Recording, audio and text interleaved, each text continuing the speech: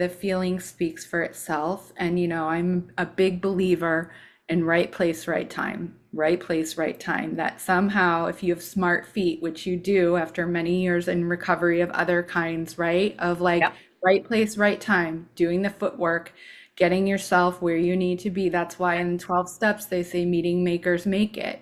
Because if you show up, if you're in the conversation of recovery, it's really hard not to eventually get it. And if we take into consideration that stages of change model of moving from pre-contemplation to preparation to action to maintenance, you were bouncing between contemplation, preparation, and action. And you were kind of in that hamster wheel of flowing between those states.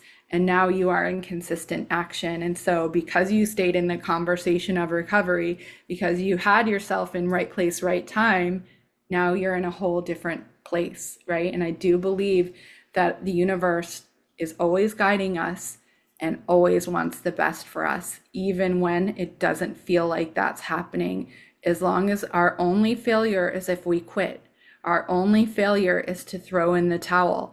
As long as we keep showing up, eventually, right place, right time, we get it. And I just want everyone to leave you with one parting thought of, something I repeat also a lot, but I think is so important is the changes in the challenge, the changes in the challenge. And the challenge might be deferring gratification in this scenario, deferring the dopamine rush that we might see, but from seeing a 5-pound drop on the scale from some starvation plan in 1 week, and deferring gratification, understanding the changes in the challenge of risk of falling into those old traps and old stories and marking out a new path for ourselves.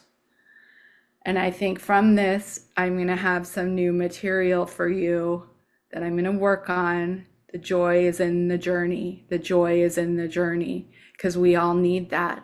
Most of our life is spent in that journey. So we deserve to feel joy. We deserve to feel good along the way. And that is our best chance of actually getting to where we want to be. So I thank you all. I thank you for inspiring me to create this for you, for showing up, for sharing your truth. We are all just fellow travelers and journeyers here. And I've maybe had more setbacks and more struggles than most. And the gift of that is it's given me the experience to be able to share it with someone else. And so I want you to understand that if you feel challenged or more challenged than most, or if you feel like you are facing these barriers, it is not for no reason, because you will be able to pass it forward if you decide that you're going to find purpose in that pain. But right now, your number one priority is taking care of you and the changes in the challenge.